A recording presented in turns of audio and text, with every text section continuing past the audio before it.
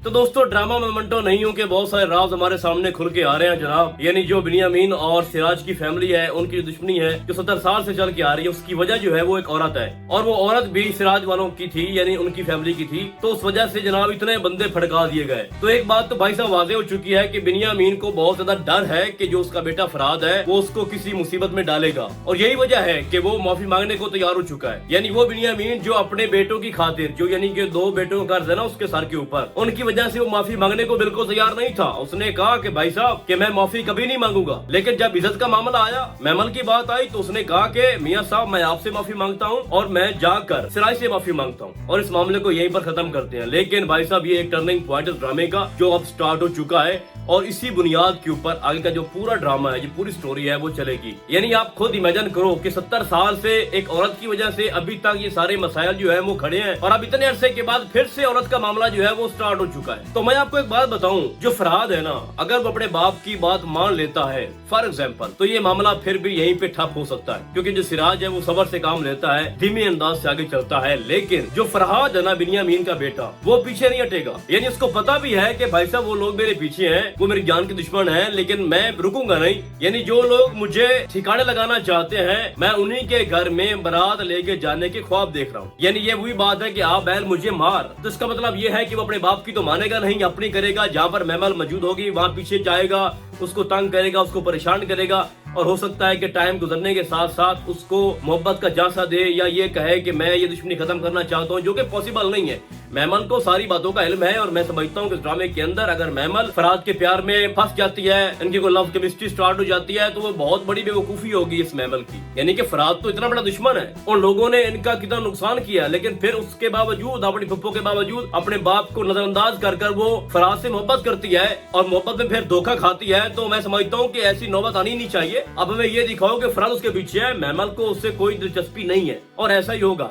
ठीक है, तो जैसा कि अब आपको दिखाया जाता है कि सुरैया सिराज से ये कहती है कि जो मेमल है उसको तंग किया फरहाद ने, और उसको काफी ज्यादा परेशान कर रहा था। तो उसके बाद उसकी जो आंखें हैं वो देखने वाली होती हैं। सिराज फुल गुस्से में होता है कि हम तो पहले उसको मारना चाहते थे, और अब वो लोग हमारी इज्जत से खेलना चाहते हैं, तो ये तो बर्दाश्त नहीं है ना भाई साहब। ठीक है, सिराज अब पीछे नहीं रुकेगा, और वो सारी चीजें तहकीक करेगा, इन्वेस्टिगेट करेगा, पूछेगा मियां साहब से। उसके बाद वो बिनियामीन से बात करेगा और धमकाएगा, डराएगा कि मैं अब आ रहा हूँ, मैं किसी को नहीं छोड़ूंगा, और आप लोगों ने लिमिट्स जो है वो क्रॉस कर दी हैं। तो उसके बाद होगा ये कि बिनियामीन तो माफी मांग लेगा सिराज से। हो सकता है कि वो सिराज के घर आए, उसके पांव पकड़ने को भी आ जाए, सबसे माफी मांगे कि इसमें मेरा कोई कसूर नहीं है, ठीक है, और मैं इसमें बिल्कुल भी इन्वॉल्व नहीं हूँ, मैं माफी मांग रहा हूँ। तो उसके बाद सिराज बोलेगा बिनियामीन से कि अगर तुम अपने बेटे के साथ नहीं हो तो फिर कल को कुछ भी हो जाए आपके बेटे के साथ, हम कुछ भी करें, तुम बीच में नहीं आओगे। यहाँ पर बिनियामीन फंस जाएगा। है तो वो आखिर उसका बेटा, लेकिन चूंकि फरहाद जो है ना वो इंतशार चाहता है, वो पीछे नहीं हटेगा, वो मेमल के पीछे पागल होकर जो है ना वो पड़ चुका है। और एक जगह तो वो जनाब क्या कहता है, सुरैया को फुफ्फो बुला रहा होता है, यानी जबरदस्ती घुस रहा है। तो ये मामला यहाँ पर रुकेगा नहीं। फरहाद जो है वो हाथ धोकर पीछे बढ़ जाएगा मेमल के, और मेमल के ऊपर एक ऐसा एलिगेशन लग जाएगा कि जैसे उसकी इज्जत को नुकसान पहुंचाया गया है, और वो रोती चीखती अपने बाप के पास आएगी, उसको मंटो भी बचाएगा, बीच में मंटो भी आ जाएगा। ठीक है, जिस तरह से भरी महफिल में मंटो ने फरहाद का हाथ पकड़ा, तो इसका मतलब ये है कि आने वाली एपिसोड के अंदर जो आगे स्टोरी आएगी उसके अंदर मंटो उसको फिर से उसकी मदद करेगा, उसको बचाएगा उससे,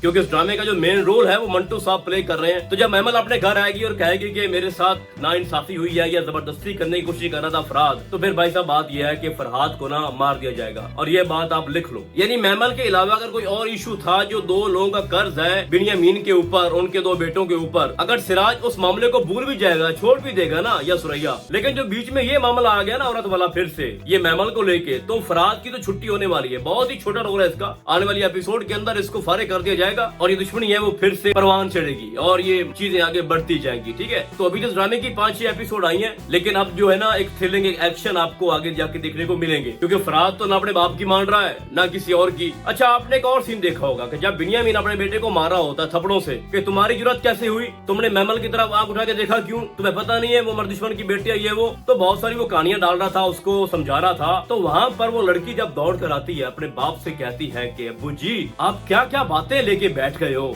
आपका बेटा मेमल से मोहब्बत करता है, प्यार करता है, मोहब्बत जो है ना वो दुश्मनी नहीं देखती, और वो पता नहीं क्या क्या लेक्चर दे रही थी, तो वहाँ पर एक दो थप्पड़ तो उसको भी बनते थे। से प्यार करता है अब्बा, प्यार अब्बा की मर्जी से होता नहीं तो अब्बा की मर्जी से थम भी नहीं सकता। तो अब हम थोड़ा मंटो को डिस्कस करते हैं। वो अंकल साहब आते हैं मंटो के पास, जिसको मिलने की बड़ी चाहत थी, ठीक है, और उसके थ्रू ये पता चला है कि जो मंटो साहब है उसके दो बाप है बेसिकली। एक वकार है जो कि उसका बायोलॉजिकल बाप है, और एक हकनवाज है। जो उसका सगा बाप था वो लूजर था। अभी उसकी तफसील आना बाकी है कि वो क्या करता रहा है और उसने अपने बेटे के साथ क्या किया, उसको क्यों छोड़ दिया, ठीक है, या उसके अपनी पर्सनल लाइफ में ऐसा क्या चल रहा था कि वो अपने बेटे को, मंटो जैसे बेटे को मोहब्बत नहीं दे पाया। उसके बाद एक और बाप है उसका, सॉरी ये मैं नहीं कह रहा जनाब, वो खुद मंटो साहब फरमा रहे हैं। वो कहता है कि मेरा दूसरा बाप जो है वो हक नवाज साहब है, जिसने मुझे पाला पोसा बड़ा किया, मेरे पे मेहनत की, यानी कि जो मेरे सगे बाप ने मेरे लिए करना था वो हक नवाज ने किया। फिर जनाब वो अंकल साहब जो है वो $10 मिलियन का चेक लेके आते हैं वहाँ पर, जो कि मंटो साहब लेते नहीं है। वो कहते हैं कि तुम चले जाओ और बाद में देखूंगा कि अगर बाप की जो मोहब्बत है, अगर उसका कोई कंपैरिजन बनता है इन पैसों के साथ, तो मैं तुम्हें बता दूंगा, तुम पैसे लेके आ जाना या मैं खुद लेने आ जाऊंगा। तो मंटो साहब का जो माजी है ना वो बड़ा ही उसके लिए तकलीफ दिया है, और अभी आपके सामने ये 5-10% ये खुला है राज, जो भी है उसकी लाइफ को लेके अभी बहुत कुछ छुपा हुआ है। जो मंटो आपको दिखाई दे रहा है ना वैसा वो बिल्कुल भी नहीं है। अगर आपको लग रहा है जनाब कि फरहाद ने उसको धक्का दिया, वो गिर गया, फिर बड़े मुश्किल से वो ऊपर उठ रहा था, फिर एक व्हील चेयर के ऊपर वो बैठा होता है, वो भी दिखाया जाता है, यानी फुल इनोसेंट, जिसको कुछ पता नहीं है कि दुनिया में क्या हो रहा है, बदमाशी किसे कहते हैं, लड़ाई किसे कहते हैं।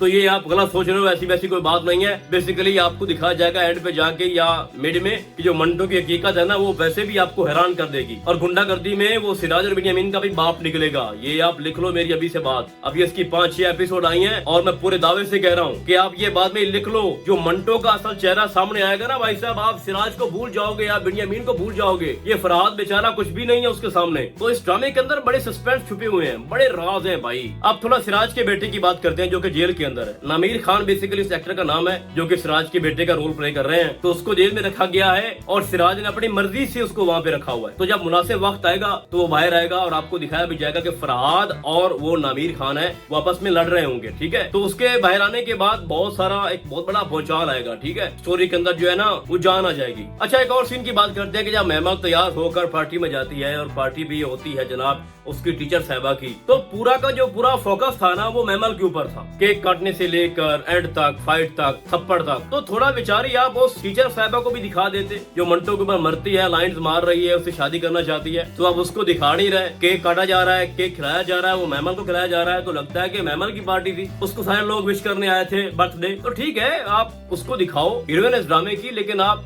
ऐसे भी ना करो ना कि बिल्कुल ही आप दूसरों को साइड पे कर दो। बाकी रही बात सुरैया की, यानी सैमा बहुत अच्छा रोल प्ले कर रही हैं। मैमल यानी सजल अले, उसने भी कमाल कर दिया ड्रामे के अंदर। जितने भी इस ड्रामे के अंदर जो कास्ट की गई है ना, जो लोग चुने गए हैं वो बहुत ही कमाल के हैं। तो अभी तो ये ड्रामा स्टार्ट हुआ है, देखते हैं आगे होता है क्या। तो इस ड्रामे को लेके मेरी प्रेडिक्शन यही है। बाकी आपको क्या लगता है कि नेक्स्ट क्या हो सकता है, और खास तौर पर इस ड्रामे के अंदर जो सबसे बेहतर रोल है, जो आपको पसंद आ रहा है, जो आपको इम्प्रेस कर रहा है, वो कौन सा है, आपने मुझे कॉमेंट्स के अंदर लाजमी बताना है। तो फिलहाल आज के लिए बस इतना ही। हम आपको बहुत जल्द मिलेंगे किसी और ड्रामे के डायरी में, तब तक के लिए अल्लाह हाफिज।